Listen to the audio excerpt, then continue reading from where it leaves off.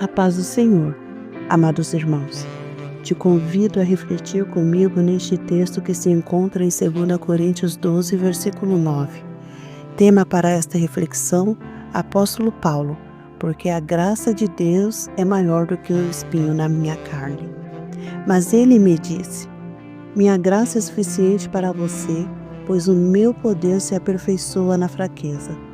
Portanto, eu me gloriarei ainda mais alegremente em minhas fraquezas, para que o poder de Cristo repouse em mim. Este versículo da segunda carta que Paulo escreveu aos Coríntios é uma resposta de Deus à oração do apóstolo. Quando lemos os versículos anteriores, vemos que Paulo relata um arrebatamento, e embora ele narre o fato na terceira pessoa, pela leitura do próprio capítulo, podemos entender que ele está falando de uma experiência pessoal com Deus, onde ele viu coisas grandiosas e, para não se envaidecer, foi-lhe dado um espinho na carne, que o incomodava e que o levou a orar a Deus 3 vezes para que o livrasse dele. E Deus respondeu neste versículo que acabamos de ler. E Paulo, como servo obediente do Senhor, viveu este ensinamento de Deus com intensidade. Aliás, o apóstolo Paulo era muito intenso no que fazia e sempre se dedicava com fidelidade ao que acreditava. E é sobre isso que te convido a meditar comigo, pois a fidelidade deve ser uma prática constante na vida do crente. Como muitos sabem, o nome de Paulo era Saulo, de origem hebraica, e que significa desejado ou aquele que foi pedido a Deus. Não se sabe muita coisa a respeito da sua família, a não ser a citação de um sobrinho em Atos 23:16 e um parente a sua mãe em Romanos 16, do versículo 11 a 13, sem muita ênfase. Mas uma coisa que também sabemos pelo próprio apóstolo é que ele era fariseu. Esta informação está em Atos 23:6 e Filipenses 3:5. Os fariseus eram conhecidos por sua postura religiosa e por seu foco em cumprir minuciosamente cada detalhe da lei, tanto escrita quanto oral. Se destacavam por seu estilo de vida puritano e rigoroso. E podemos ver o quanto Paulo era fiel às suas práticas, pois foi sendo um fariseu fiel que, em nome de Deus, ele perseguiu e consentiu na morte dos cristãos que pregavam o Evangelho de Cristo. Em Atos 8, do versículo 1 a 3, vemos que ele estava presente quando Estevão foi apedrejado e morto, após ter sido condenado pelo Sinédrio por pregar o Evangelho. E não contente, intensificou a perseguição aos cristãos, arrastando homens e mulheres de suas casas e os conduzindo a prisões. E em Atos 9, ele estava indo para Damasco com o objetivo de prender os discípulos do Senhor.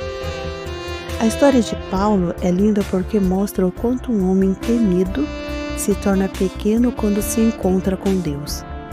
Às vezes, olhamos para pessoas e pensamos: aquele ali não tem salvação. Não tem como Deus entrar no coração desta pessoa. Ele não tem coração, é pura maldade. Os servos do Senhor também não acreditavam que Paulo podia ser tocado por Deus. O temiam, como podemos ver em Atos 9, versículo 13 e 26. No capítulo 9, do versículo 3 a 6, Jesus se revela a Paulo e o manda entrar na cidade. E no versículo 15, o Senhor diz a Ananias: este homem é meu instrumento escolhido para levar o meu nome perante os gentios e seus reis, e perante o povo de Israel. Em Gálatas 1, 15 e 16, o apóstolo disse que foi separado desde o ventre materno para fazer a obra do Senhor. O agir de Deus é algo maravilhoso, porque não está sujeito aos nossos julgamentos e determinações. Quando ele entra em uma vida, é visível para todo mundo, pois as mudanças são radicais. E Saulo se tornou Paulo. Este é o nome citado por Lucas em Atos 3:9 pela primeira vez, que em latim significa pequeno ou humilde. E se como fariseu ele era implacável e fiel, muito mais como apóstolo do Senhor. O homem que matava os que anunciavam a Cristo passou a proclamar: o meu viver é Cristo. Filipenses 1, versículo 21. Em Gálatas 2, versículo 20, ele diz: não sou eu quem vive, mas Cristo vive em mim. De perseguidor, tornou-se perseguido pelas autoridades religiosas e até por alguns cristãos que não acreditavam na sua conversão. Mas isso não o abalou, pois ele encontrou alguém que era maior do que tudo o que ele acreditava. Encontrou a Cristo. Muito maior do que o espinho que lhe afligia, que lhe causava dor e sofrimento.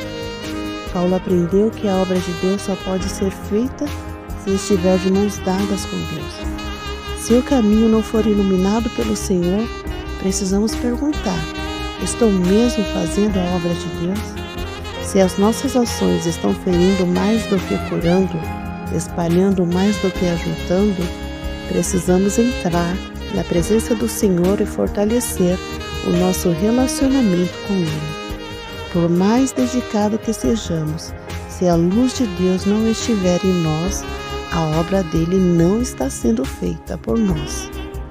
Quando estamos fazendo a obra de Deus, até sofrendo, louvamos a Deus, porque a sua graça em nós é maior do que qualquer sofrimento, do que qualquer espinho, e isso aprendemos com o apóstolo Paulo. Amados, fiquem com Deus e beijo no coração.